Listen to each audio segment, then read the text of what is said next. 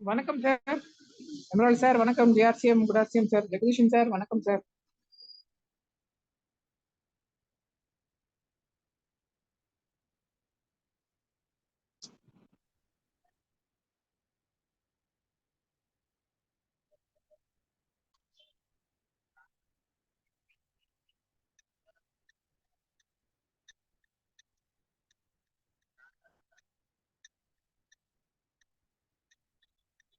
गुडार्शम मगा गुडार्शम जगदीशा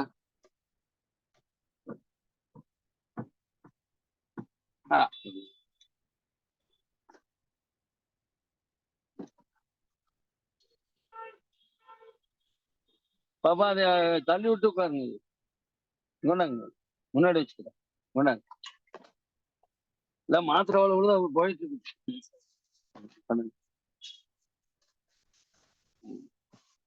என்ன இருக்கு நீங்க 2 பேரும் வரதான் சொல்லியா? அம்மா மட்டும் தான் வர்றாங்கன்னு சொன்னாங்க. சரி சரி உட்காருங்க. நல்லா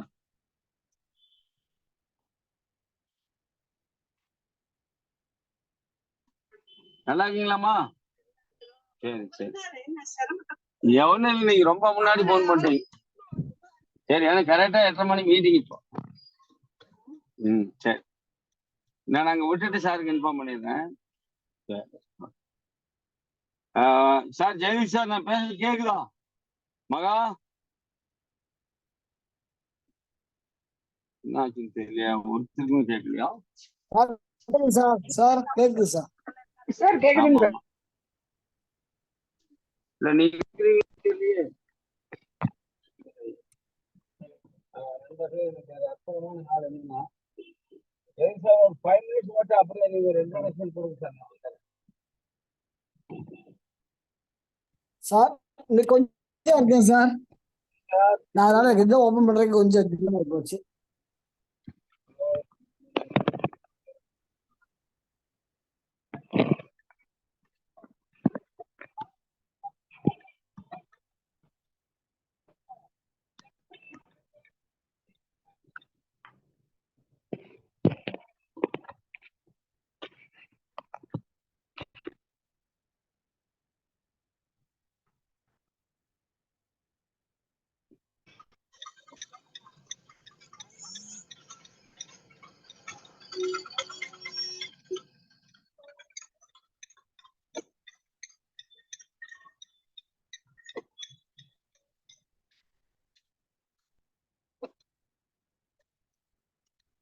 சார் கேக்குதா நான் பேசுறது? சார் நல்லா கேக்குதுங்க சார். அதான் ஒரு 5 நிமிஷம் ஒரு இன்ட்ரோடக்ஷன் பண்ணி நீங்க தான் பேசுங்கம்மா. ஒரு 5 நிமிஷம் அப்படியே இன்ட்ரோடியூஸ் டவுன்ல இருந்து அப்படி வெளியே வந்து நிறுத்திக்க. சார் வர்றேன். மகா கேக்குதாம்மா? ஒருத்தருக்குமே கேட்கலையா? கேக்குதுங்க சார். கேக்குதுங்க சார். கடவுளே அவரு ஜெயதீஷ் சார் இல்லையா உள்ள? இல்லைங்க சார், அவருக்கு கொஞ்சம் ஒர்க்ல இருக்குதா சொன்னாரு. சொன்னாரா? சரி நீங்க பேசுங்க மகா. ஒரு 5 மினிட்ஸ் இன்ட்ரோடக்ஷன். இந்த மீட்டிங்கினுடைய நோக்கம் என்ன, எத்தனை பேர்த்தை எப்படி கொண்டாடணும், மத்தியானம் பேசணும் இல்லையா? அதுல ஒரு சின்ன பிட்ட பேச ரைட்டா? மத்தியானம் நாம டிஸ்கஸ் பண்ணது ஒரு சின்ன பிட்ட மட்டும் பேசுங்க. அவங்க 2 ப்ரமோஷன் மட்டும் குரூப்ல ப்ரமோஷன் மட்டும் போட்டுட்டு வந்துடுறேன் சார். ஆஹா எல்லாருமே ஒரு வேலையா தான் இருப்பீங்களா? இல்ல நண்பர்களே, ஒரு அற்புதமான நேரம். இன்னைக்கு வந்து ஒரு ஆர்சிஎம் பிசினஸ் உடைய மிகப்பெரிய கூட்டம் ஜூன் 2ஆம் தேதி நடக்கும். அந்த கூட்டத்துல நமக்கு வந்து ஒரு பெரிய அளவுல நம்ம டீம் உள்ளவங்களை அச்சீவ்மெண்ட் கொண்டு போய் ஆகும். அதுக்கான ஒரு கூட்டம் தான் இப்ப நாம நடத்திட்டு இருக்கிற 8:30 மணிக்கு. நீங்க உங்க நண்பர்கள் உங்களுடைய யாரெல்லாம் அச்சீவ்மெண்ட்டுக்கு வரணும்னு ஆசைப்படுறீங்களோ அவங்க எல்லாருமே வந்து என்ன செய்யலாம், இதுல பங்கெடுக்கலாம். ஒன்றும் தப்பு கிடையாது. ஆனா என்ன செய்யணும்னு கேட்டா, நம்ம இப்போ இந்த வெயில் பயங்கர கத்திரி வெயில்னு சொன்னா அடே சாமி கொஞ்சமான இதெல்லாம் இல்லை. 100 டிகிரி 110 டிகிரி எல்லாம் தொற்றுச்சு. 110 டிகிரி 8 போய் 10 வந்துச்சுன்னா அது கொதிநிலை இல்லையா? Firing stage. அந்த மாதிரி எல்லாம் வந்துருச்சு. ஒரு மனுஷனுடைய சரீரத்துல இருக்கிற அத்தனை தண்ணி கொஞ்ச நேரத்துல வந்து வடிஞ்சு வெளியே வந்திருக்கு அளவுக்கு. அப்போ நீர் சத்து குறைபாடு ஏற்படும், ஹீட் ஸ்ட்ரோக் ஏற்படும். அந்த மாதிரி ஒரு படுமோசமான ஒரு நிலைகள் வரக்கூடிய இந்த சூழல்ல நம்ம வெளியில போய் அலைய முடியுமானா முடியாது. அதனால நம்ம என்ன சொல்லி கொடுத்தோம், மோஸ்ட்லி 5 to 7 5 to 7 மட்டும் நீங்க என்ன செய்யுங்க, உங்களுடைய அந்த சர்வீஸ் ஃபீல்டு சர்வீஸ் நீங்க ஸ்டார்ட் பண்ணுங்க. நியூ ஜாயினிங் எடுக்க போங்கன்னு சொன்னோம். மாலையில 6 to 8. இப்போ 8 மணிக்கும் போது முடிச்சு 8:30 மணிக்கு நம்ம கூட்டத்துல வந்து எல்லாரோட சேர்த்து பேசுறதுக்கு கேட்கறதுக்கு இது ஒரு வாய்ப்புள்ள ஒரு நேரம். ஆகையினால இந்த கூட்டம் இன்னைக்கு நடக்குது. இந்த கூட்டத்துல ஒரு ஏன் நம்ம ஆர்சிஎம் பண்ணணும்னு நேற்றுக்கு ஒரு 10 கிட்டத்தட்ட 14 பாயிண்ட் சொல்லி கொடுத்தேன். நேற்றுக்கு யார் எழுதுனீங்கன்னு தெரியல. 14 பாயிண்ட் இப்போ நேற்று சொல்லி கொடுத்தேன். அப்போ ஏன் ஆர்சிஎம் நீங்க எங்கேயோ குரூப்ல எல்லாம் போடுறீங்களாமா? நான் காலையிலே போட்டேன். நீங்க இப்ப சரிங்க சார், குரூப்ல போடுறேன் சார். அது போடுங்க. அதனால காலையில போட்ட செய்தி 8:30 மணிக்கு தான் குரூப்ல போடுறேன்னா தூங்கிட்டு இருப்பாங்க சாப்பிட்டு. இப்ப போய் குரூப். அதனால இன்னைக்கு கூட்டம் வந்து ஒரு சிறப்பான கூட்டம். நேற்றுக்கு நிறைய பாயிண்ட்ஸ் எல்லாம் நீங்க தெரிஞ்சிட்டீங்க, கத்துக்கிட்டீங்க. லேர்னிங், டீச்சிங், ஏர்னிங் இந்த மூன்றும் ஒன்றோடு ஒன்று சம்பந்தம் உள்ளது. லேர்னிங் இல்லாம டீச்சிங் இல்லை, டீச்சிங் இல்லாம ஏர்னிங் இல்லை. ஒரு நம்ம என்ன படிச்சோமோ அதை போய் சொல்லிக் கொடுக்கும் போது அவங்க கத்துக்கிறாங்க. ரெண்டாவது, அதற்கு அந்த டைம் இஸ் ஈக்குவல் டு மணி. நம்ம எவ்வளவு நேரத்தை வந்து செலவழிச்சு உழைக்கிறோமோ அவ்வளவு நேரத்துக்கும் பணம் கிடைக்கும். இப்ப இந்த மாசம் என்னுடைய சேலரி எவ்வளவுன்னு உங்களுக்கு தெரியும். மோஸ்ட்லி 4,28,000. 4,28,000 ரூபாய் சம்பாதிக்கிறதுக்கு ஒரு ரிட்டையர்டு பர்சனால முடியுமா? என்னால முடியும்னு காமிச்சிருக்கு. பர் டே எவ்வளோன்னு கணக்கு போடுங்க, பர் ஹவர் எவ்வளோன்னு கணக்கு போடுங்க, பர் மினிட் எவ்வளோன்னு கணக்கு போடுங்க. கிட்டத்தட்ட பாத்தீங்கன்னு சொன்னா இவ்வளவு ரூபாய் வேற எந்த பிரைவேட் செக்டார்லயா எல்லாம் விட்டால் வேற எந்த ஒரு மகா மூட்டால் போடுங்க. எதுக்கு குரு கூட வந்து உட்காந்துக்கிட்டு எதுக்கு கண்டத்துல எல்லாம் பேசிட்டு இவங்க அது யாருமா அது என்னன்னு கேளுங்க. நம்ம பேசிட்டு இருக்கிறோம், நடுவாள் அவங்க சத்தத்தை கேட்க வேண்டியது. கவனிச்சு கேட்கலன்னா எதுக்கு ஜூம்ல வராங்க? சார் நான் மூட்டால் போட்டேன், நீங்க அன்மியூட் பண்ணிட்டு பேசுங்க சார்.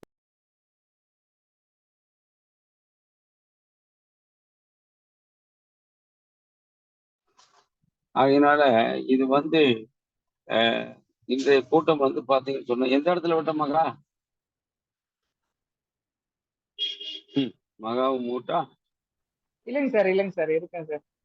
சீரியஸா ஃபாலோ பண்ணுங்கம்மா. நான் கார் ஓட்டிட்டு பேசிட்டு இருக்கிறேன், நீங்க எல்லாம் இங்க போய் நின்றுட்டு கேட்டுக்கிட்டு இருக்கீங்க தெரியல. நான் உட்கார்ந்துக்கிட்டே பேசுறேன்னு சொன்னேன்னா அவங்க எல்லாம் சொன்னாங்களா நாங்க படுத்துக்கிட்டே கேட்க. அந்த நிலைக்கு என்னை ஆளாக்காதீங்க தயவு செய்து. இப்ப அவங்கள மூட்டால் போட்டீங்கம்மா, நான் எங்க விட்டேன்னா சொல்ல முடியுமா?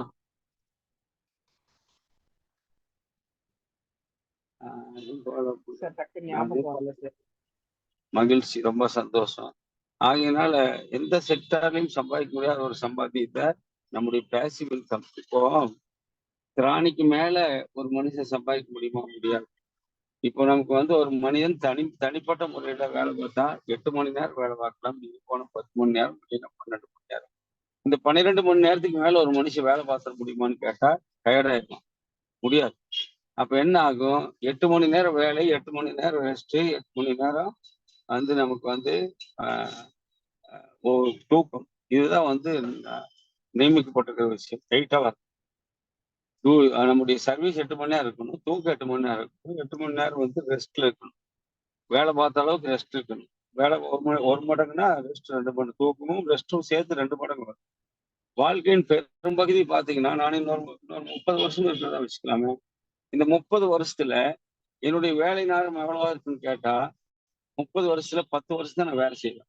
மீதி 20 வருஷத்துல 10 வருஷம் தூங்கிட்டு இருப்பேன், 10 வருஷம் ரெஸ்ட் எடுத்துட்டு இருப்பேன். இதுதான் வந்து என்னுடைய ஆயுள் காலம். இப்போ உங்களுக்கெல்லாம் என்ன வயசுன்னு கணக்கு போடுங்க. நீங்க எவ்வளவு நாளுக்கு இருக்க போறீங்கன்னு கணக்கு போடுங்க. ஒரு அப்ராக்சிமேட்டா கணக்கு போடுங்க. நம்முடைய ஹெல்த் கண்டிஷன் நம்மளுக்கே தெரியும். எது ஹெல்த் சார் அப்படின்னு கேட்டா, நம்முடைய சரீரத்துல வந்து டெய்லி செல்கள் பிறக்கிறது, டெய்லி செல்கள் இறக்கிறது. அப்ப பிறக்கிற செல்களுக்கும் இறக்கிற செல்களுக்கும் நடுவுல எவ்வளவு செல்கள் வந்து பிறக்குது, எவ்வளவு செல்கள் இறக்குதுங்கிற ரேஷியோவில் குழந்தைகளை எடுத்துக்கிட்டீங்கன்னா குழந்தைகளுடைய சரீரத்துல நிறைய செல்கள் பர்த் ரேட் ஜாஸ்தி. டெத் ரேட் குறைவு, செல்களுடைய இறப்பு குறைவு. அப்ப என்ன ஆகும், குழந்தைகளுக்கு வளர்ச்சி ஜாஸ்தி வரும்.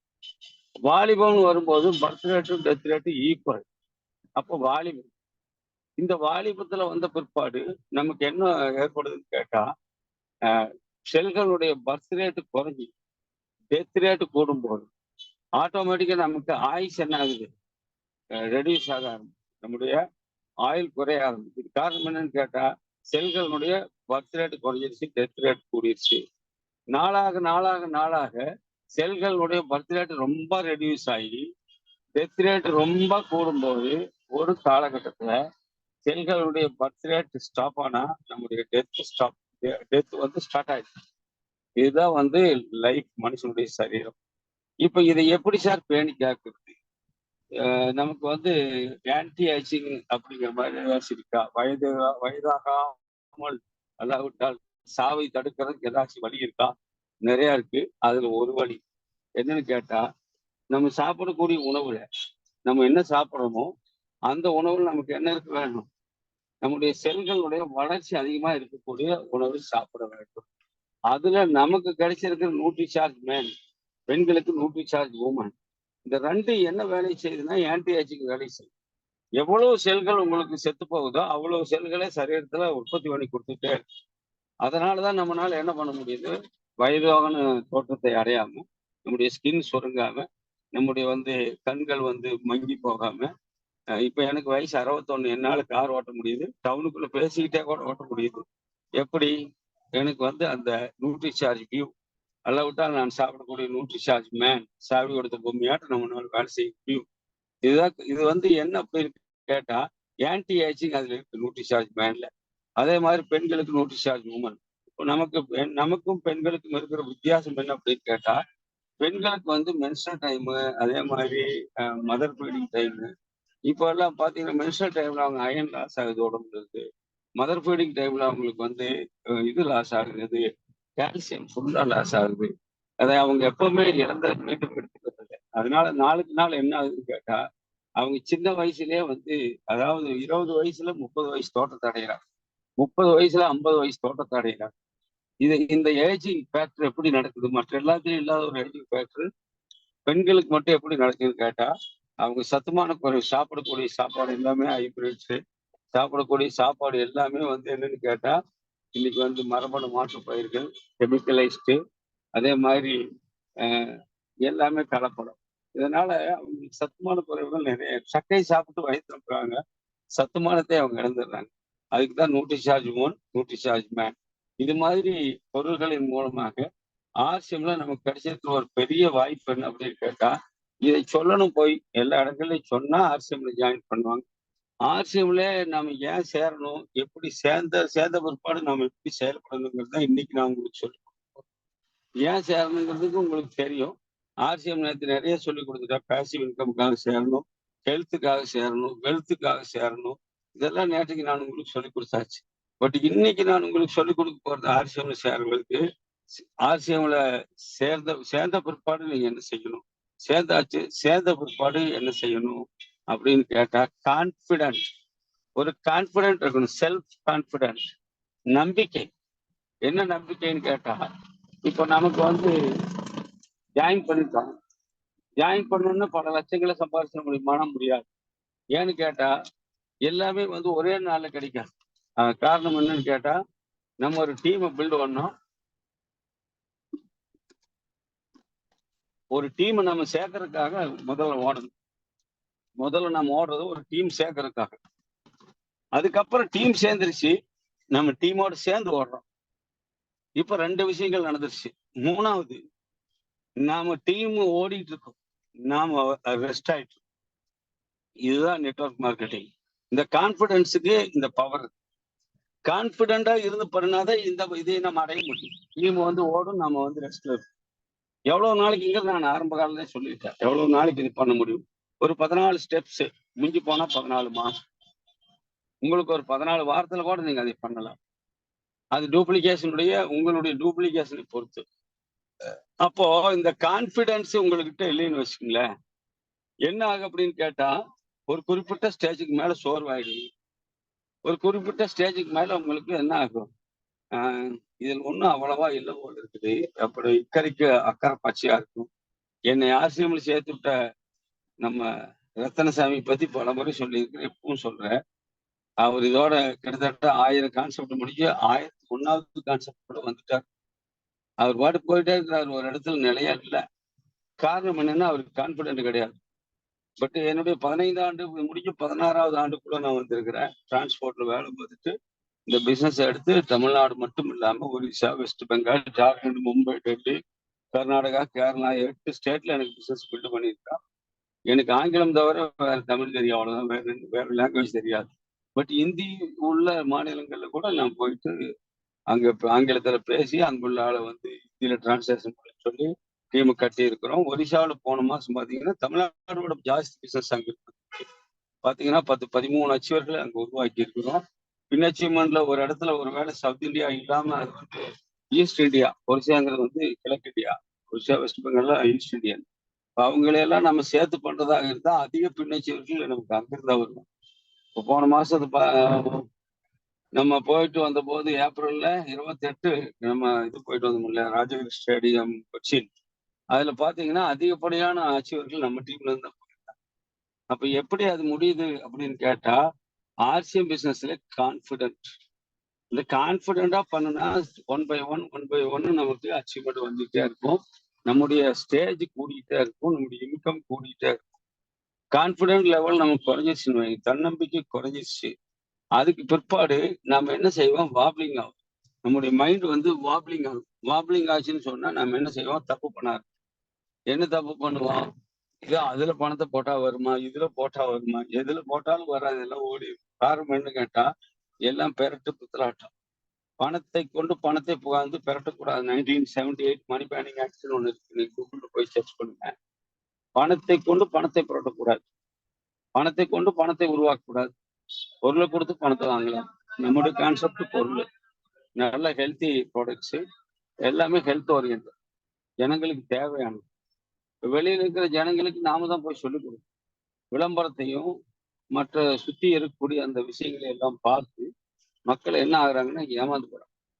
இப்போ விளம்பரத்துல பாத்தீங்கன்னா ஒரு பொண்ணு போய் ஒரு அடிப்படை குளிக்கிற மாதிரி அந்த சோப்புல குளிக்கிறதுனால தான் சிறப்பாயிட்டு மாதிரி சொல்றாங்க. பட் அந்த அம்மா அந்த சோப்பு குடிச்சிட்டு இருக்காரு, ஒரு நாள் கூட குடிச்சிருக்காரு. இதுதான் நடந்த முடிஞ்ச விஷயம். மேடம் எனக்கு கொஞ்சம் சொல்லுங்க. அதை சொன்னீங்கன்னா தானே காட்டிடுமா? சரி, ரைட். அதனால நண்பர்களே அதை யோசிங்க. நம்முடைய ஆர்சி பிசினஸ்ல கான்பிடென்ட் தான் ஃபர்ஸ்ட் பாயிண்ட். நீங்க தயவு செய்து அதை குறிச்சு வச்சுக்கோங்க. கான்பிடென்ட் லெவல் குறைஞ்சி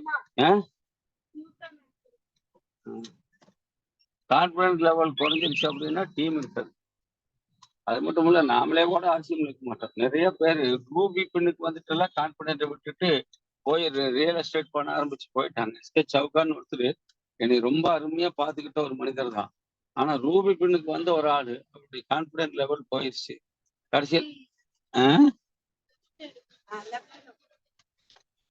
கடைசியில் பாத்தீங்கன்னு சொன்னா அவர் ஆர்சிஎம் விட்டே போயிட்டார்.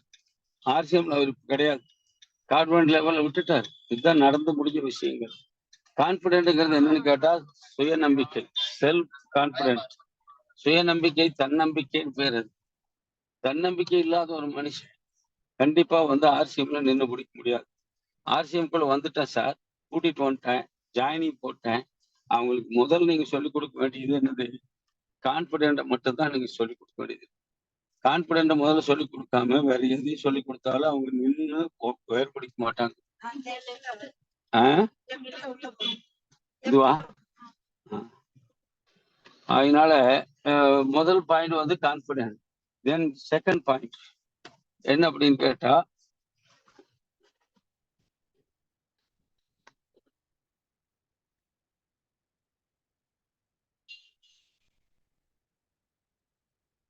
பெர்சிஸ்டன்சி. இது வந்து நிலைத்தன்மை. நிலைத்தன்மைனா என்னன்னு கேட்டா, இப்ப நமக்கு ஒரு மாசம் நல்ல வருமானம் வந்துருச்சு, ஆனா ஒரு மாசம் நம்ம பிசினஸ் குறைஞ்சிருச்சு. கூடும்போது நிறைய வந்துருச்சு, குறையும் போது குறைஞ்சிருச்சு. இப்ப நம்ம என்ன செய்வோம், நம்ம என்ன செய்வோம், கூடும்போது வந்த வருமானம் குறைஞ்சிட்டு சொன்னோன்னே இந்த இந்த வருமானத்தை இந்த வருமானத்தை வந்து நாம விட்டுட்டோம், இல்லைன்னா நமக்கு இதுக்கப்புறம் இது வராது அப்படி நாம் நினைக்கும் போது என்ன ஆகுதுன்னு கேட்டா, ஆட்டோமேட்டிக்கா வந்து நம்முடைய நிலைத்தன்மை வந்து விட்டு போகுது. நம்முடைய நிலைத்தன்மை கெட்டுப்போகும். நிலைத்தன்மை கெட்டு போச்சுன்னு வைங்களேன், அதுக்கப்புறம் நமக்கு என்ன இருக்காது, ஆர்சிஎம் பிசினஸ் நமக்கு ஒரு ஸ்டாண்டர்ட் வருமானம் இருக்காது. ஆகையினால் நண்பர்களே, ஒரு ஸ்டாண்டர்ட் இதானே ஸ்டாண்டர்ட் வருமானம் வேணும்னு சொன்னா ஒரு பெர்சிஸ்டன்சி எழுதிக்கங்க. பெர்சிஸ்டன்சி இல்லாம ஒரு ஸ்டாண்டர்ட் வருமானம் வராதுங்கிறத அவங்களுக்கு சொல்லிக் கொடுக்குவாங்க. அது சொல்லிக் கொடுக்காம போனீங்கன்னு சொன்னா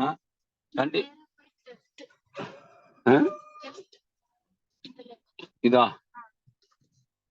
பர்சிஸ்டன்சி எழுதிக்கங்க. முதல் பாயிண்ட் வந்து கான்பிடென்ட், ரெண்டாவது பாயிண்ட் பர்சிஸ்டன்சி. நிலைத்தன்மை இல்லாத ஒரு ஆளு பின்னாடி யாரும் நிக்க மாட்டாங்க. ஏன்னா அவங்களுக்கே வந்து ஆர்சிஎம் மேல நம்பிக்கை இல்லை. இனி அவங்கள வச்சு நம்ம என்ன பண்ண முடியாது. அவங்களுக்கே கான்பிடன்ட், நிலைத்தன்மை இல்லை, பெர்சிஸ்டன்சி இல்லை. அவங்க எப்படி மற்றவங்களை வந்து ஒரு இது கூட கொண்டு போவோம். இந்த பையில 4 வச்சிருக்கிறேன், எது உங்களுக்கு பிடிக்குது அதை இந்த பக்கம் அம்மா இந்த பக்கம் வாங்கம்மா. அதனால பெர்சிஸ்டன்சிங்கிறது 2வது பாயிண்ட். அண்ட் தென் 3வது பாயிண்ட் எழுதிங்க. நிலைத்தன்மை இல்லாத ஒரு ஆளு கூட டீம் நிற்கிறது. 3வது வந்த பிற்பாடு செய்ய வேண்டிய வேலைகள் இதெல்லாம். 3வது ஆர்கனைசேஷன். நண்பர்களே, இதை மட்டும் நீங்க விட்டுட்டீங்கன்னு சொன்னா டீமே இருக்காது. ஒரு ஆர்கனைசேஷன் கெப்பாசிட்டியும் நமக்குள்ள இல்லை.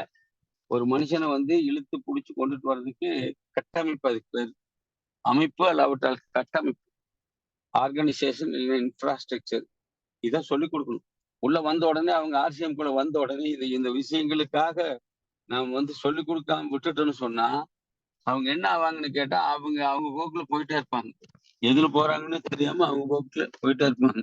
அதனால வந்து அதை நீங்க புரிதல் வேணும். புரிதல் இல்லாம நீங்க இந்த ஆர்கனைசேஷன் கெப்பாசிட்டி இல்லாம ஒரு லீடர் தன்னுடைய லைஃபை வந்து பெரிய லெவலுக்கு கொண்டுட்டு போக முடியுமா, தன்னுடைய டீமை பெரிய லெவலுக்கு கொண்டுட்டு போக முடியுமானா நத்திங் டூயிங்.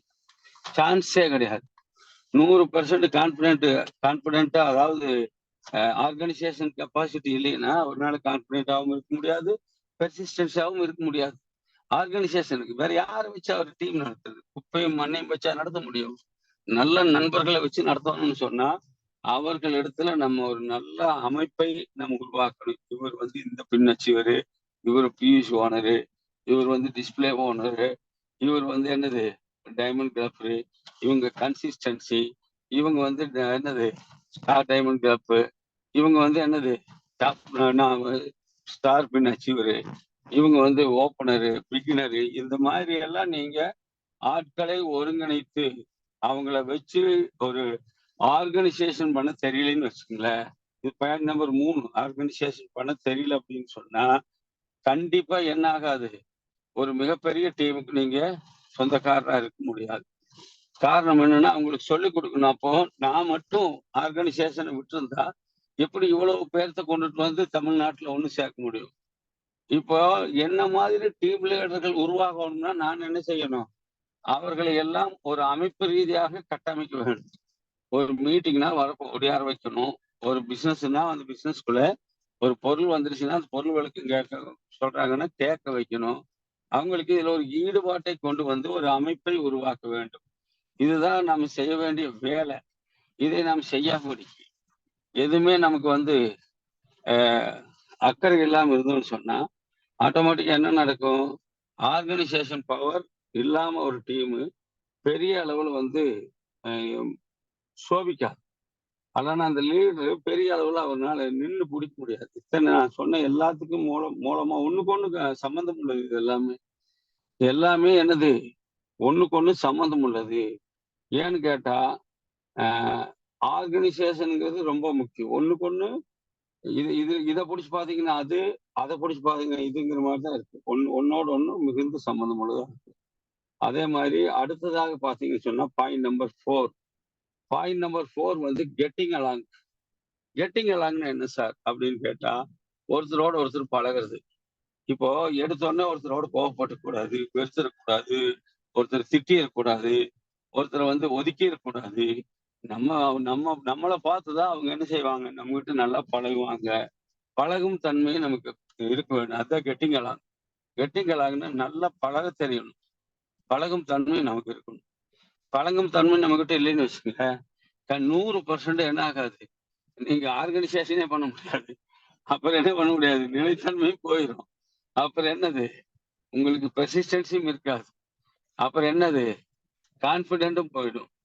பாருங்களேன், ஒரு பழக்கத்துல இத்தனை அடிபடும். பாருங்க, ஒன்னோட ஒண்ணு அப்படியே செங்கல் மாதிரி செங்கலை பிரிச்சா சிமெண்ட் விழுந்துரும். அப்புறம் என்னது, மணல் தனியா போயிடும். அப்புறம் கம்பியெல்லாம் விழுந்துடும். இந்த மாதிரி கட்டடம் கட்டும் போது எப்படியோ அதே மாதிரிதான் இந்த நான் சொல்ற இந்த 5 பாயிண்டும் நம்ம ஒரு ஆள் ஆர்சிஎம்ல சேர்ந்த பிற்பாடு ஒன்னொன்னோடு சம்பந்தம் உள்ளது. இந்த சம்பந்தத்தை நாம் விட்டுறக்கூடாது. பழகிறதுல ரொம்ப அருமையா பழகணும். எல்லார்கிட்டையும் நம்ம நல்லதனமா பழகாம நல்லதனமா டீமை கொண்டுட்டு போயிட முடியாது. எப்படி பழகிறது? சார், ஒரு ஆளுக்கு ஒரு பிரச்சனை. என்ன பிரச்சனைன்னு கேட்டா, அவர் உடம்பு முடியாம இருக்காரு, நம்ம டீம்ல சேர்ந்துட்டாரு. ஆனா உடம்பு முடியாம இருக்கிறாரு. அவருக்கு என்ன செய்யணும்? அவருக்கு நான் போய் அந்த அந்த உடம்பு முடியாம இருக்கிற நேரத்துல அவர் போய் ஒரு எட்டி பார்த்துட்டு வந்துவாருங்க. ஆடாடாடா, எப்படி இருக்குன்னு நினைக்கிறீங்க? அவர் மறுபடியும் நீங்க கூப்பிடும் போது உங்க போனை அவ்வளவு இதோட எத்தனையோ பேர் நமக்கு இருக்காங்க. ஆனா நான் சொன்னேன் பாத்தீங்களா அன்னைக்கு, ஜெகதீஷ் சாரு, அதே மாதிரி ஒரு 7-8 பேர் அந்த இதுக்கு வந்திருந்தாங்க, எங்க லலிதாவன் வீதிக்கு. இப்ப அவங்க மேல எல்லாம் நம்மளுக்கு என்ன ஆகுதுன்னு கேட்டா, ஒரு பெரிய மதிப்பு மரியாதை உண்டாகுது. என்ன அப்படின்னு கேட்டா, நல்லா யோசிச்சு பாருங்க. பழகிறது தான் அது காரணம். பழக்கம் தான் காரணம். எத்தனையோ பேர் இருக்கிறாங்க. ஆனா எல்லாம் அதை ஒரு சாதாரணமா நினைச்சிட்டு என்ன செய்யறாங்க, ஒதுங்கி போறாங்க. ஆனா நம்ம ஒரு சிலர் மட்டும்தான் என்ன செய்யறோம், அந்த பழக்கத்தை டெவலப் பண்ணிக்கிறோம். அந்த பழக்க வழக்கங்கள் நம்ம டெவலப் பண்ணாதபடிக்கு கண்டிப்பா நல்ல பழக்கத்தை வச்சிருப்போம் எந்த எல்லா சூழ்நிலையிலும். திடீர்னு ஒரு ஆளை கடிச்சிட்டோம்னா என்ன ஆகாது, அது கடி வாங்கிட்டு அவர் என்ன பண்ணுவாரு, பிசினஸ் ஓடி போயிடுவார். ஏன்னா பாலிஷா தான் போகணும். நம்முடைய எல்லா வீரத்தையும் கொண்டு போய் அங்க காட்டிட்டு இருக்க கூடாது. அதே மாதிரி எமோஷனல் ரெசிலன்ஸ் அப்படின்னா என்ன அர்த்தம்னு கேட்டா, உணர்ச்சியினுடைய ஒரு உணர்ச்சி பலமா மாறி இருக்கக்கூடாது. நம்ம உணர்ச்சியினுடைய என்னது, எடுத்த உடனே நம்ம உணர்ச்சி வசப்படுதல்னு அதுக்கு பேரு. உணர்ச்சி வசப்படுறதுன்னா என்ன அர்த்தம்? நமக்கு திடீர்னு ஒரு நாள் இப்படி ஆயிடுச்சு அப்படின்னு நினைச்சு, அல்லாவிட்டால் இந்த பிசினஸ்ல இப்படி போயிடுச்சு, இல்லைன்னா இப்படிப்பட்ட இது நடந்துருச்சு, அப்படியெல்லாம் நம்ம நினைச்சு என்ன செய்யக்கூடாது, நம்முடைய விஷயங்களை நாம விட்டுறக்கூடாது. நம்முடைய கேரக்டரை அல்ல, நம்முடைய டீம்ல நம்முடைய லீடர்களை, நம்முடைய பிசினஸ் பார்ட்னர்களை, புதிய ஓனர்களை அப்படியே லெவலாத. ஏன்னா அங்க போய் நம்முடைய உணர்ச்சிகளை காட்டிட்டு கூடாது. போன மாசம் நீங்க ஒரு 5000 ரூபாய் அடிச்சதுன்னா பெரிய பின்ன அடிச்சிருப்பேன், போய் நீங்க உணர்ச்சி காணி உனக்கு 5000 ரூபாய் நானும் அடிக்கணுமா அப்படின்னு போயிடலாம். ஆனா அதே சமயத்துல உணர்ச்சிகளை நம்ம அடக்கி அவங்களுக்கு நம்ம என்ன செய்யணும், நம்ம அன்பத்தான் வெளிப்படுத்தணும்னு. அவர் எந்த இடத்துல நஷ்டமாயிருக்காரு, அந்த நஷ்டத்தை சுட்டி காட்டினா அவர் அப்படிங்களா சார், இந்த 5000 எனக்கு லாபம் இருக்குமா, அப்படித்தான் கொண்டு போகணும்ல. நமக்கு நம்முடைய சுயநலத்துக்காக அவங்கள நாம போய் உணர்ச்சி வசப்பட்டு எதுவும் பேசிடக்கூடாது. உள்ள வந்தப்பறம் இதெல்லாம் கடைபிடிக்காம ஒரு மனுஷன் தன்னுடைய கேரக்டர் வைஸ் அல்லாவிட்டால் தன்னுடைய குணாதிசயங்கள், இந்த குணாதிசயங்களை கடைபிடிக்காம ஒரு கான்பிடென்ட், ஒரு பெர்சிஸ்டன்சி, அப்புறம் என்னது, ஒரு ஆர்கனைசேஷன், இது மாதிரி ஒரு 5 பாயிண்ட் நான் இப்ப சொல்லியிருக்கிறேன். இன்னைக்கு இந்த 5 பாயிண்டையும் தயவு செய்து நீங்க மனதில் வைத்துக் கொள்ளுங்கள் நண்பர்களே. முக்கியமான பாயிண்ட் 5மே. இப்ப அந்த 5 யார் எழுதியிருக்கிறீங்க இந்த கூட்டத்துல, ஒரு ஆள் சொல்ல முடியுமா? சார், நான் எழுதியிருக்கேன். மகா மட்டும்தான், வேற யாருமே சொல்ல. மகா உங்களோட கான்பிடென்டா கேட்கற மாதிரி எனக்கு தெரியல. எங்கேயோ இடையில ஆமா என்ன ஆச்சு? இல்லைங்க சார், நீங்க பேசுறதெல்லாம் கேட்டுட்டா சார். சரி, சந்தோஷம். இப்ப அது எழுதுனது படிக்க முடியுமா? நீங்க நான் சொன்ன மாதிரியே சொல்ல முடியுமா? Once more. எனக்கு இந்த இருக்கிறத சொல்லுங்கம்மா, சொல்லுங்க. அந்த ஹெட்டிங்கை வச்சு சொல்றேன் சார். முதல்ல கான்ஃபிடன்ஸ். நம்ம இந்த பிசினஸ்ல எந்த அளவுக்கு நம்ம முதல்ல கான்ஃபிடென்ட்டா இருக்கணும்.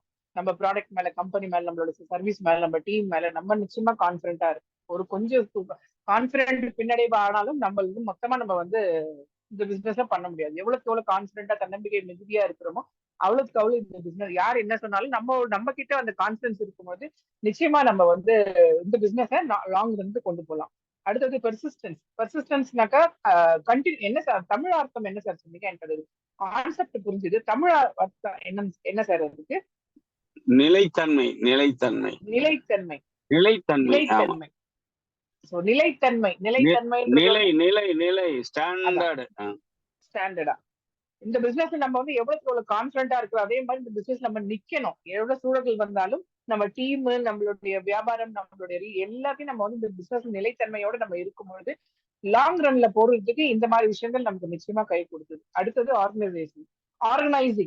ஆர்கனைசிங்னாக்கா நம்ம மட்டும் இல்லாம நம்மளுடைய டீம், நம்ம டீமை வந்து எல்லாருமே அந்த ஒருங்கிணைப்பு, அதாவது எல்லாருமே அனுசரிச்சு ஒருங்கிணைச்சு நம்ம கொண்டு போகணும். ஏன்னா இந்த பிசினஸே வந்து நம்மளுக்கு team work, network business. So நிறைய மக்களோடு நம்ம வந்து பழகுறதுனால அந்த ஆர்கனைசிங், ஒரு மீட்டிங்னா ஒரு ஆர்கனைஸ் பண்ணோம், ஒரு ட்ரைனிங் ஆர்கனைஸ் பண்ணோம், நம்ம டீமை வந்து அவங்கள வந்து டெவலப் பண்றதுக்கு இந்த மாதிரி ஒரு செய்கையிலயும் நம்ம வந்து அவங்களோட ஒரு ஆர்கனைசிங் கெப்பாசிட்டிலேயே இருக்கிற பட்சத்துல டீம் வந்து நெக்ஸ்ட் லெவலுக்கு டெவலப் ஆகுறதுக்கு ஒரு மிகப்பெரிய ஒரு ஸ்கில் வந்து நம்ம ஆர்கனைசிங் கெப்பாசிட்டி நம்ம நிச்சயமா வளர்க்கணும்.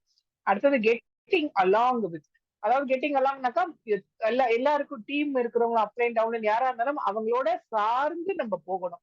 நான் இப்படிதான் இருப்பேன், நான் அப்படிதான் இருப்பேன் அப்படின்ட்டு நமக்குன்னு ஒரு ரூல்ஸ் தான் எதுவும் வச்சுக்காம நம்ம வந்து டீமோடையும் அப்படியே லீடர்ஸ் என்ன சொல்றாங்க, பிசினஸ் என்ன எப்படி செய்யணும்ட்டு எல்லாரோடையும் மிங்கிள் ஆகி, எல்லாரோடையும் கலந்துரையாடி, எல்லாரோட ஒரு நட்பு ரீதியா எல்லாரோடையும் நம்ம வந்து கெட் அலாங் நம்ம பண்ணும்பொழுது நம்மளுடைய வியாபாரம் நிச்சயமா டூப்ளிகேட் பண்றதுக்கு நிறைய வாய்ப்புகள் இருக்கு. அடுத்தது ஒரு எமோஷனல் ரெசிலியன்ஸ், அதாவது உணர்ச்சியில பின்னடைவு இருக்கக்கூடாது. நம்ம வந்து சார் இப்ப சொன்னாரு, ஒருத்தர் ஏதாச்சும் பண்ண நீ ஏன் அப்படி பண்ண, நம்மளோட சுயநலத்துக்காக ஒருத்தர் வந்து எந்த ஒரு செயலும் செய்ய வைக்காம நம்ம வந்து பிசினஸ் ரீதியா அவங்களுக்கும் டெவலப்மெண்ட் இருக்கணும், நமக்கும் டெவலப்மெண்ட் இருக்கணும். அந்த மாதிரி ஒரு காம்பனாலிட்டியா இருக்கும்போது அவங்க அந்த ஒரு உணர்ச்சியை நம்ம வந்து அவங்க மேல ஏன் இப்படி பண்ண, ஏன் அப்படி பண்ண கோவத்தையோ நம்மளுடைய சுயநலத்தையோ அந்த இடத்துல உணர்ச்சி வந்து நம்ம பின்னடைவு இல்லாம நம்ம வந்து அவங்க கிட்ட எப்பொழுதுமே வந்து ஒரு நிலைத்தன்மையோட நிலையா கரெக்டா டீமை நம்ம ஹேண்டில் பண்ணும்போது நிச்சயமா நமக்கு வந்து ஒரு இந்த குவாலிட்டியில நம்ம இன்ஹெரிட் பண்ணும்போதுதான் நம்மளால ஒரு பெரிய டீமை வழி நடத்த முடியும். இதெல்லாம் நம்ம குரூப்புக்குள்ள ஐடி போட்டு உள்ள வந்து பிசினஸ் பண்ற பட்சத்துல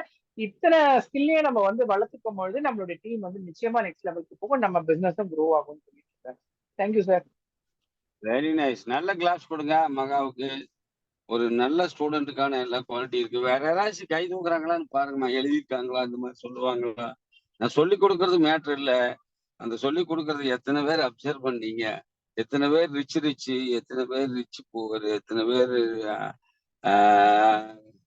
உங்களுடைய நாலு கேரக்டர்ல எத்தனை பேர் வந்து போவர் ரிச்சு, அப்புறம் என்னது எத்தனை பேர் உங்களுடைய இதை வளர்த்துக்கிட்டு இருக்கிறீங்க போவர் எத்தனை பேர். கொஞ்சம் தயவு செய்து உங்க கைகளை உயர்த்தி காட்டுங்க. நான் எழுதியிருக்கேன் சார், டெய்லி நான் சொல்றது அதுதான். எழுதுங்க, படிங்க, கத்துக்குங்க. இது உங்களுக்கு வந்து என்ன காலத்துக்குமா. நானும் ஜெகதீஷ் சார்லாம் உங்களோட இருக்கிறோம். நாங்க வாழ்ந்த காலத்துல நீங்க வாழ்றீங்க. ஆனா இந்த ஆர்சிஎம் பிசினஸ்ல எங்களோட வந்து ஜாயின் பண்ணி கொண்டு வந்தவங்க நிறைய பேர் இல்லை தெரியுமா உங்களுக்கு. எல்லாம் ஆர்சிஎம் விட்டு போனவங்க நிறைய பேர், உலகத்தை விட்டா கூட கொஞ்சம் பேர் போயிட்டாங்க. ஆனா இப்ப அவங்களெல்லாம் நான் நினைக்கிறேன், ஆர்சிஎம் விட்டு போன ஆண்டனி நான் நினைக்கிறேன். ஆனா ஆண்டனி ஆர்சிஎம் விட்டு போய் நல்ல வாழ்க்கை வாழ்றான்னு இல்லை, ஆனா விட்டுட்டு போயிட்டார். காரணம் இந்த இந்த இந்த கேரக்டர் எல்லாம் அவங்களுக்கு கடைபிடிக்க தெரியல. எமோஷன், அவர் பயங்கர எமோஷன். கம்பெனி அப்படி பண்ணிருச்சு, இப்படி பண்ணிருச்சு, கம்பெனி வந்து சரியில்லை, லீடர் சரியில்லை, அவரு சரியில்லை. அதுதான் அந்த அந்த பின்னடைவு, எமோஷன்ல பின்னடையே ஓடி போறது. அதுதான் அது மாதிரி நிறைய போயிட்டாங்க. அப்ப நான் என்ன சொல்றேன், நீங்க எழுதணும், அது மனசுல வைக்கணும், தியானிக்கணும், அதை வந்து அப்பியாசிக்கணும், எல்லார்ட்டையும் கொண்டு போய் சேர்க்கணும். இதற்காகத்தான் வந்து நாங்க சொல்லி கொடுக்கணும். அப்ப இதை நீங்க செய்யலைன்னு வச்சுக்கல, இதை எழுதலைன்னு வைக்கல, வந்து இங்க உள்ள கதைகளு கருமேட்டு கருவாயும் கதைகளு, நாங்க எதை கதை சொன்ன மாதிரி ஆயிடும், நீங்க எதை கதை கேட்ட மாதிரி ஆயிடும். இது வாழ்க்கைக்கு ரொம்ப ரொம்ப அவசியம். மந்திரம் மசியம் இல்ல, மாயாஜால வேலைகள் வாழ்க்கைக்கு ரொம்ப ரொம்ப அவசியம். இதுல மறைஞ்சிருக்கு அரிய பெரிய ரகசியம். அது நீங்க இது மறைஞ்சிருக்குது நிறைய விஷயம். எத்தனையோ பின்னச்சியவர்கள் காணாம போயிட்டாங்க. இந்த இந்த இந்த 5 பாயிண்டையும் கடைபிடிக்காம. ஆனா இதெல்லாம் என்னத்துக்கு வேணும்? ஆர்சிஎம்குள்ள வந்த பிற்பாடு இப்படி இருக்கணுமா? இப்படித்தான் இருக்கணும். சார் அந்த கோல்டன் ரூல்ஸ் சொல்லிக் கொடுக்குற ஆளுங்களே கோல்டன் ரூல்ஸ் மீற ஆரம்பிச்சிட்டாங்க. என்ன காரணம்னு கேட்டா, கோல்டன் ரூல்ஸ் தான் முக்கியம். ஆனால் இது அதுக்குள்ள வர்றதுதான். இது அதை ஒட்டுனது தான். இதெல்லாம் என்னது? ரூல்ஸ்ங்கிறது, சட்டம்ங்கிறது ஒரு மனுஷனை என்ன செய்யாது? சட்டம் ஒரு மனுஷனை திருத்துறதாக இருந்தா, இன்னைக்கு ஐபிகோல ஐபிசி இந்தியன் பீனல் கோட்ல 516 சட்டங்கள் வந்துருச்சு. 516 சட்டங்களின்படி தண்டனைகளும் பெருகிட்டு இருக்கு. எங்கே குற்றங்கள் நின்று இருக்குதா? இல்லையே. அது மாதிரிதான் ரூல்ஸ்ங்கிறது ஒரு மனுஷனை கடுமையாக ரூல்ஸ் பண்ணலாம். ஆனா ரூல்ஸுக்கு அவங்க கட்டுப்பட மாட்டாங்க. ஆனா இது ஒரு மனுஷனை சரிப்படுத்தக்கூடிய ஒரு அற்புதமான பாயிண்ட்ஸ். இதெல்லாம் ஒரு மனுஷனுக்கு தேவையான குணாதிசயங்கள். ஆர்சிஎம்குள்ள இருக்கிற ஆளுக்கு இதெல்லாம் இப்படி எல்லாம் இருக்கணுங்கிற குணாதிசயங்களை சொல்லி கொடுக்கும். ஆகையினால இதை நீங்க கத்துக்கல, இதை நீங்க டீமுக்கு கொண்டு போய் சேர்க்கலைன்னா எப்படி டீம் வளரும்? அன்பான வேண்டுகோள், ஜூன் 2ஆம் தேதி நீங்க வரும்போது உங்க டீம்ல ஒரு ஆளு கீழே ஒரு 10 ஜாயினிங் உங்களால தர முடிஞ்சா இந்த மாசம் அவர் 10,000 பிவி அல்லாவிட்டால் பர்ச்சேஸோட 20,000 பிவி, அந்த ஒரு ஆளு திடீர்னு பிகினர் ஆயிடுவார். இந்த பிகினர் ஆன உடனே மேல இருக்கிற ஆளை நீங்க ஒரு சின்ன டியூனிங் பண்ணி விட்டீங்கன்னா அவர் ஸ்டார்டரை கொண்டு வந்துடலாம். ஸ்டார்டர் ஆன உடனே இதுக்கு மேல இருக்கிற ஒரு ஆளை டியூனிங் பண்ணா நீங்க என்ன கொண்டு வந்துடலாம்? ஓப்பனர் கொண்டு வந்துடலாம். பிளான் பண்ணுங்க. எல்லாமே ஜாயினிங் மூலமா சாத்தியமா? பிளான் பண்ணுங்க. பிளான் பண்ணிட்டு என்ன செய்யுங்க? யாரையும் சூஸ் பண்ணுங்க. உங்க டீம்ல 2 பேர்த்தையாவது நீங்க ஓப்பனரா புதுசா, ஏற்கனவே ஒரு 10 பேர் 5 பேர் இருக்கலாம், அல்லது 5 பேர் 6 பேர் இருக்கலாம். ஜூன் 2ஆம் தேதி மேடையேறி பரிசு வாங்கக்கூடிய நபர்கள் உங்க டீம்ல இருக்கலாம், இல்லைன்னு நான் சொல்லல. ஆனால் புதிதாக நீங்க இந்த மாசம் இந்த கனவே கலையாத நிகழ்ச்சி ஆரம்பிச்ச பிற்பாடு உங்க டீம்ல நீங்க இந்த மாதிரி ஒரு ஃபோக்கஸ் பண்ணி ஒரு 2 பேர்த்த எடுத்துட்டு ஒரு ஆளோ 2 பேரோ இப்போ எடுத்துட்டு நீங்க அவங்கள கொண்டு என்ன செய்ய முடியும்? ஒரு புதுசா ஓப்பனர் அண்ட் எபவுக்கு ஷீல்டு உண்டு, மீதி எல்லாம் டாலர். ஒரு ஓப்பனர் அப்படிங்கிற ஒரு 2 பேர்த்தையும் 3 பேர்த்தையும் கொண்டாந்து மேடையில் நிறுத்தினீங்கன்னா இந்த மாசம் அதிகமா அவங்க வேகமாவாங்க. கூட்டம் நிறைய இருக்கும் தேவநாய பாவனர்ல. அந்த கூட்டத்துல அவங்க ஓப்பனர் அண்ட் எபவுக்கு ஷீல்டு வாங்கும்போது அவங்களுக்கு வேகம் அதிகமா வரும். நான் ஒரு ஓப்பனர் அப்பெல்லாம் ஓப்பனர்னு பேர் இல்லை, ஸ்லாப் அப்பெல்லாம் 70,000 ஸ்லாப்புக்கு வந்ததுக்காக என்னை வடலூர்ல வச்சு கொண்டாட ஆரம்பிச்சிட்டாங்க. 10-14 பேர் மேடைக்கு தூக்கிட்டே போனாங்க. என்னையா இவ்வளவு பெரிய பின்னாது நமக்கு எனக்கு அப்பெல்லாம் தெரியாது.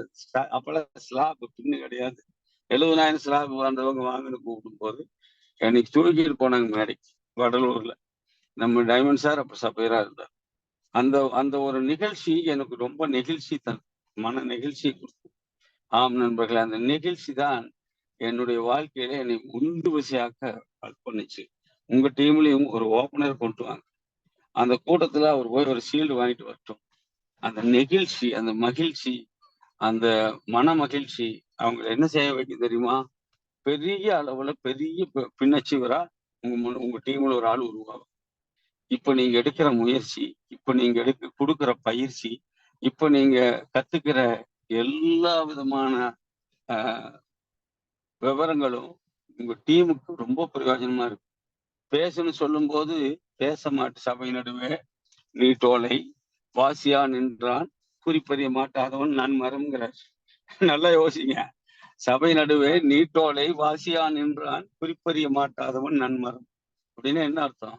ஒரு ஒரு ஒரு பேப்பரை கொண்டாந்து நிறுத்தி பேப்பர் கொண்டாந்து கொடுத்து ஒரு ஆளுகிட்ட மிகுந்த சபையில படியா அப்படின்னு சொன்னா அவன் அந்த பேப்பர் வாங்கிட்டு எனக்கு இது படிக்க தெரியலன்னு என்னன்னு வச்சுங்களேன். காரணம் அவன் படிப்பறிவு இல்லாத ஒரு ஆளு. எனக்கு படிக்க தெரியல அப்படின்னு நின்னானா அவனை பார்த்து சொல்றாரு, சபை நடுவே நீட்டோலை. ஒரு ஆளு மக்கள் மத்தியில் நீ நிற்கும் போது ஒரு ஆளு கொண்டாந்து பேப்பர் கொடுத்து இதை படின்னு சொன்னா நீட்டோலை வாசியா நின்றான். அதை படிக்க தெரியலேன்னு நின்னானா அவனை சொல்றாரு உன் நன்மரம், அவனும் மரமும் ஒண்ணு. அது மாதிரிதான் நீ மைக்க புடிச்சு பேசுன்னு மைக்க கொடுத்த ஒருபாடு எனக்கு பேச வரமாட்டேங்குது அப்படின்னு நீங்க நின்னா நீங்க கத்துக்கிட்ட விஷயங்களை வீட்டுல தியானிக்கலன்னு அர்த்தம். எனக்கெல்லாம் கோகுமார் சார் 3 பொருள் விளக்கம் கொடுத்துட்டு கூட்டத்தை நிறைவு செஞ்சுட்டு போயிடுவார். நான் அந்த 3 பொருட்களை வச்சுக்கிட்டு கிட்டத்தட்ட 30 கூட்டம் நடத்தி போடுவேன். இந்த 3 பொருள் விளக்கத்தை போய் கொடுத்து ஒரு 30 கூட்டமாவது நான் நடத்தி போடுவேன். இப்ப நீங்க நினைச்சு பாருங்க, ஒரு ஒரு பிரச்சனையே நம்ம ஒரு பொருளை கத்துக்கிட்டா நம்மளால சும்மா இருக்க முடியல. நாம என்ன செய்யறோம், போய் சொல்லி கொடுக்குறோம் எல்லாத்துக்கும். அதன் மூலமா தான் எனக்கு டீம் வந்துச்சு. அதன் மூலமா தான் எனக்கு பிசினஸ் வந்துச்சு. அவங்க எல்லாம் என்ன நினைப்பாங்க, ஓ இவ்வளவு விஷயம் இருக்குது ஆர்சிஎம்ல, சார் இவ்வளவு ரொம்ப தெரிஞ்ச ஆளு போல இருக்குது. எனக்கு அந்த காலகட்டங்கள்ல ஒரு 20 பொருள்களுக்கு மேல தெரியாத இருந்த காலம். இப்போ என்னால எதை கொடுத்து பேச சொன்னாலும் பேசிடுவேன் நான். அந்த அளவுக்கு பயிற்சி ஆயிட்டேன். அது ஜூம் மீட்டிங் வந்த பிற்பாடு, கம்பெனி மீட்டிங்ஸ் எல்லாம் நிறைய அட்டன் பண்ண பிற்பாடு, ஒரு தரவான ஒரு பொருள் விளக்கம் கொடுக்கக்கூடிய நிலைக்கு நான் வந்துட்டேன். அப்புறம் எப்படி சார் மற்றவங்க எல்லாம் மற்றவர்களும் அதை கத்துக்கொண்டு பேசணும். நம்ம ஒரு ஆள் பேசிட்டு இருந்தா நம்ம ஒரு ஆளே தான் பேசிட்டு இருப்போம். இப்ப ஜூம் மீட்டிங் வந்த பிற்பாடு நிறைய பேர் பேச ஆரம்பிச்சாச்சு. நீங்க ஒரு ஆள் பேசிட்டு இருந்தா நீங்க ஒரு ஆளே தான் பேசிட்டு இருக்கணும். அப்புறம் ஜூம் மீட்டிங் மூலமாக உங்க டீம்ல உள்ளவங்களை பேச வைக்கணும். இல்லைன்னு சொன்னா என்ன ஆகாது, உங்க டீம் பெருசா வளராது. உங்க டீம் என்ன ஆகாது, வளராது.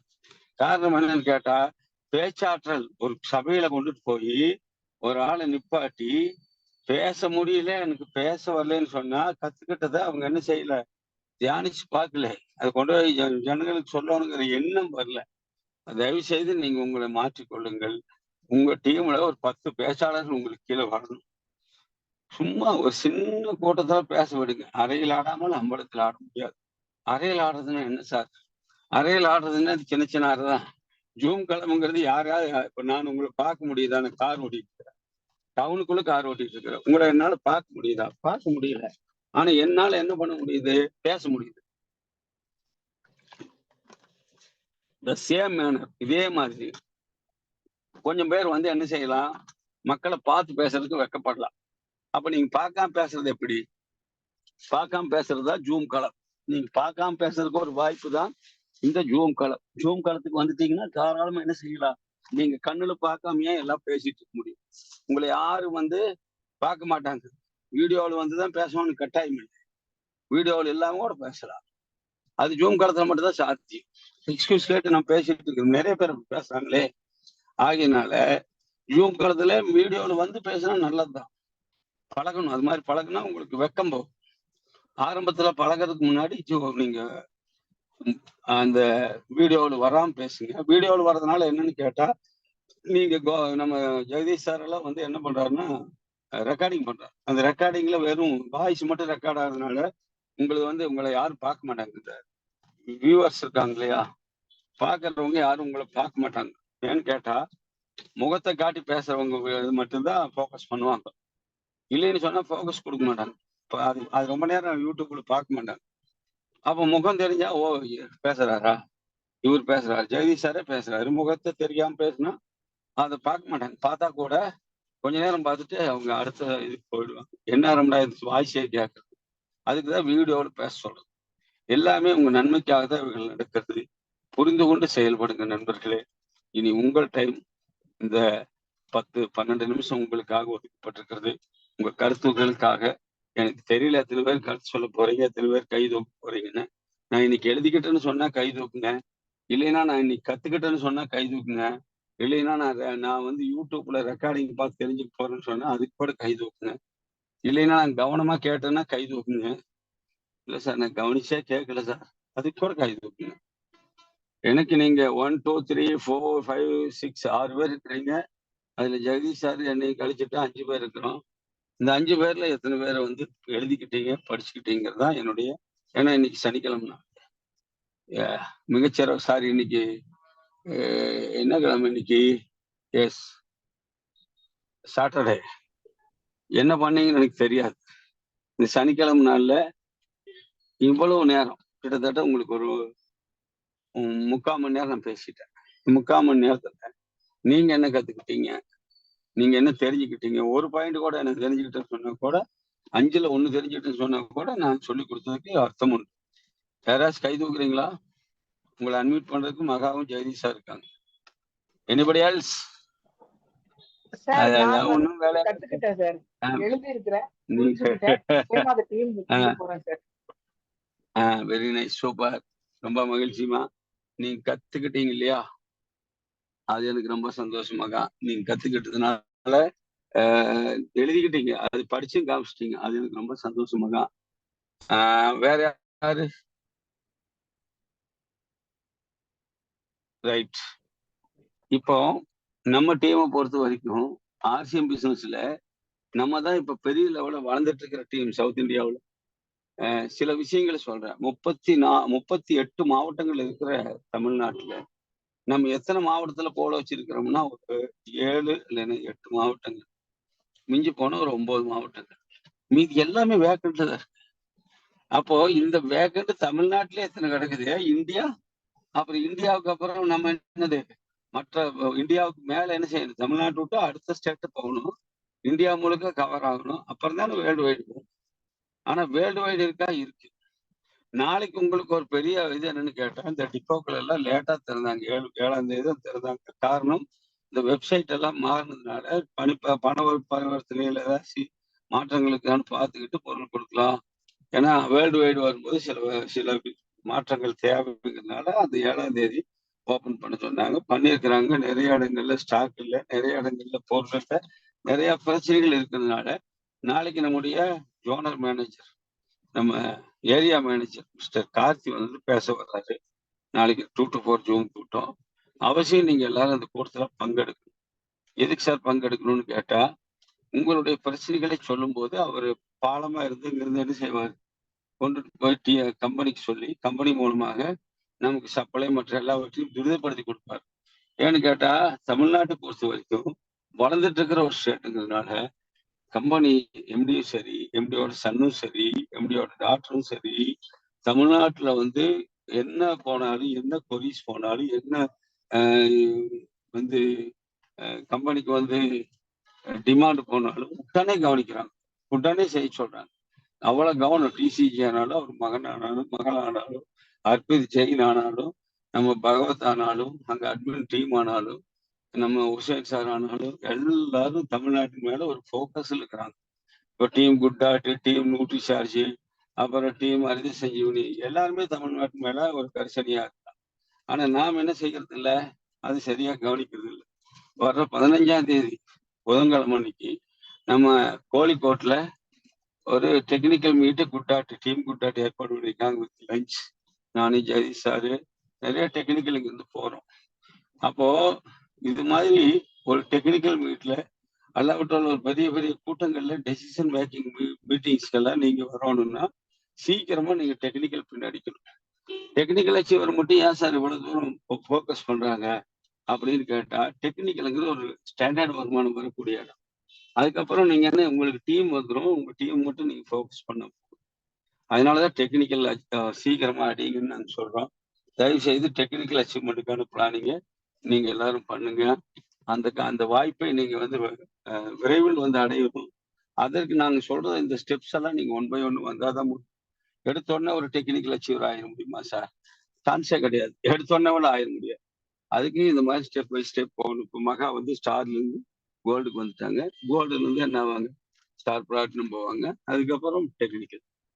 8% உடனே வருமா சார்? 8% வந்தாங்க உடனே வரணுங்கிறது இல்லை. 4.5 வரலாம், அதுக்கப்புறம் என்னது 6 வரலாம், அப்புறம் 8 3 வாட்டி வரலாம், டெக்னிக்கல் போகலாம்.